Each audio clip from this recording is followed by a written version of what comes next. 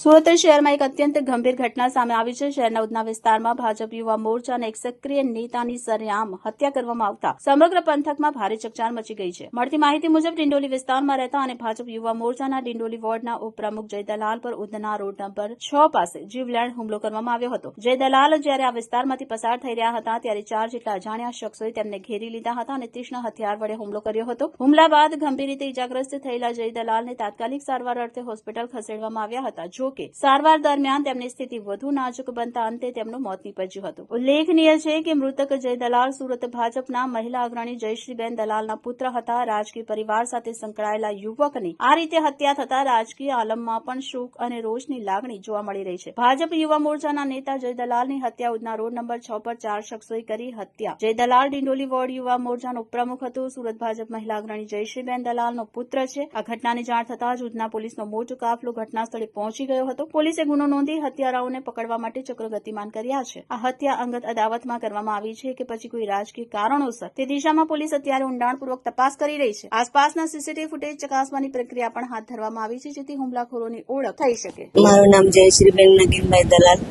મારો છોકરો જયભાઈ નગીનભાઈ દલાલ એ કાલે 8:30 વાગ્યા સુધી ઘરે જ હતો।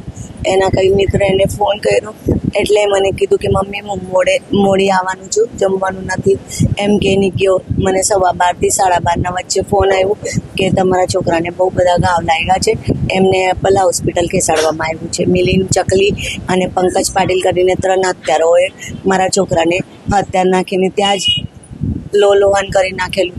ત્યાં આવ્યા પછી મારા છોકરા આટલું જ બોલ્યો કે મમ્મીને ફોન કરો। હું આવી તો મારા જોડે વાત પણ નહીં કરી। મારા છોકરાને ન્યાય મળવું જોઈએ। મારો એક જ છોકરો હતો, 21 વર્ષનો છોકરો છે। દુશ્મની કઈ જ નહીં હતી કોઈના જોડે। વિસ્તારમાં રોડ નંબર 6 ઉપર રાત્રિના 12:30 વાગ્યા આજુબાજુ જે ભંગારની દુકાન છે ત્યાં જય દલાલ તેમના મિત્રો સાથે હતા। તે વખતે 3 ઈસમો કિશન સોમાભાઈ પરમાર, પંકજ પાટીલ અને મિલિંદ કોહલી 2 વ્હીલ ઉપર આવે છે અને ઉતરીને જય દલાલ ઉપર ચપ્પુથી હુમલો કરે છે અને જેના પરિણામે એપોલ હોસ્પિટલમાં સારવાર દરમિયાન જય દલાલનું મરણ થાય છે। આ અંગેના સીસીટીવી લેવામાં આવેલ છે અને તેને જોવાની તજવીજ ચાલુ છે। 3 મહિના પહેલા આરોપીઓ અને જે મરણ જનાર છે એમની વચ્ચે ઝઘડો થયેલ હતો તેવું અત્યારની તપાસમાં જણાય આવેલ છે।